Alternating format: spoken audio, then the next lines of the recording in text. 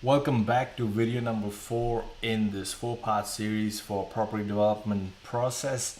In the last 3 videos I discussed how these stages, stage 1, 2, 3 and 4 of property development process actually relate to all these different steps that are covered in a property development system. So if you have missed the videos 1, 2 and 3, I would highly recommend that you go back and get these videos.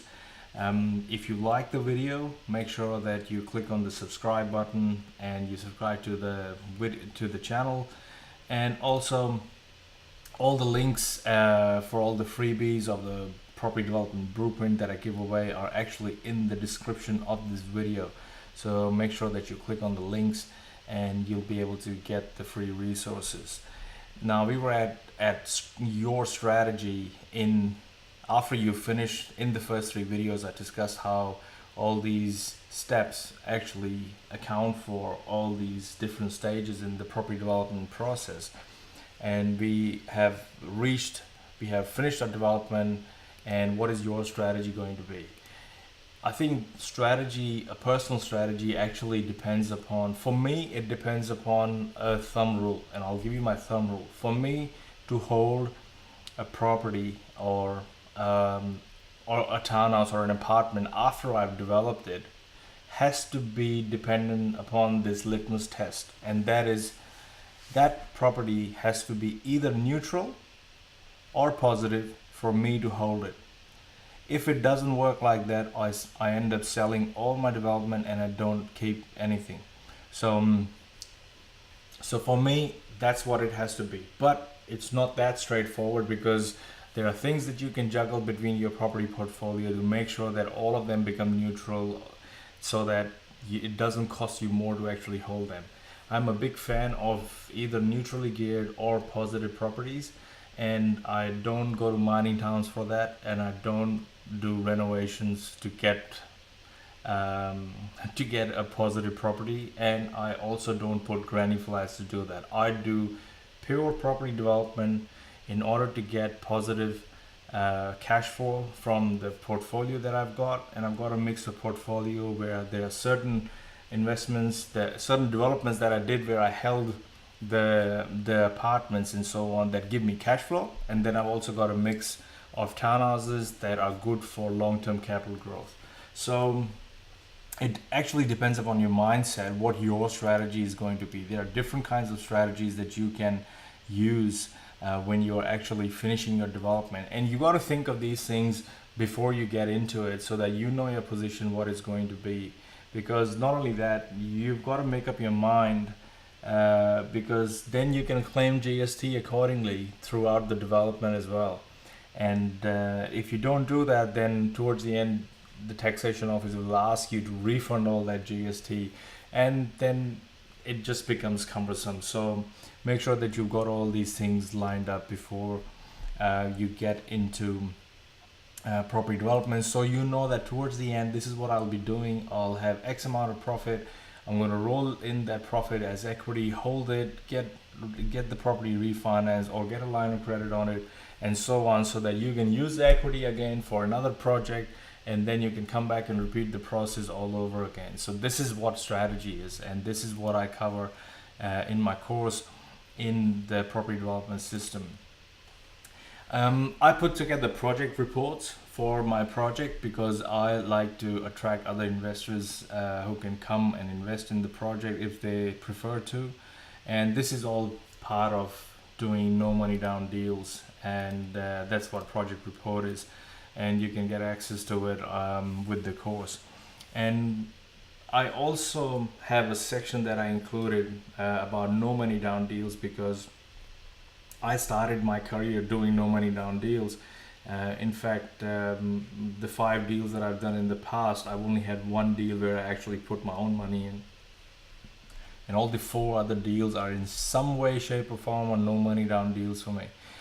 So I talk about becoming a deal maker. I talk about how you can acquire the skills and resources and that education, so that you become that go-to person with whom everybody wants to make a deal with.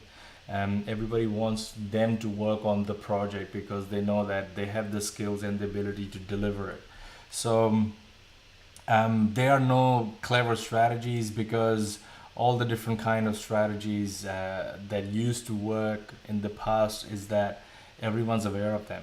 Landowners are not stupid anymore where they will just let you come in and use their land and get borrow money against their land and do that. That's just very I don't know, maybe 10 years ago they used to work, but and maybe still it could still very well work in large scale developments, but smaller developments, 3 townhouses, 4 townhouses, you'll be lucky if you found somebody who doesn't know what the value of his land is, and they will let you say, okay, you come in, you put no money in, and you do all the work, and I'll let you borrow against my this thing. Usually, you would find that landowners are very skeptical of doing something like that. So, all the strategies that I teach about doing no money down deals is about you becoming that person and having that knowledge and the access to the resources and the skills and the tools, so that they know what you're talking about and they will want to do a deal with you. So I discuss in my course about all the ingredients of becoming a no money down deal maker, the equity and the different kind of sources of equity that you can access. There's sweat or free equity, which is basically you doing all the hard work, and that's how I've done my project development deals.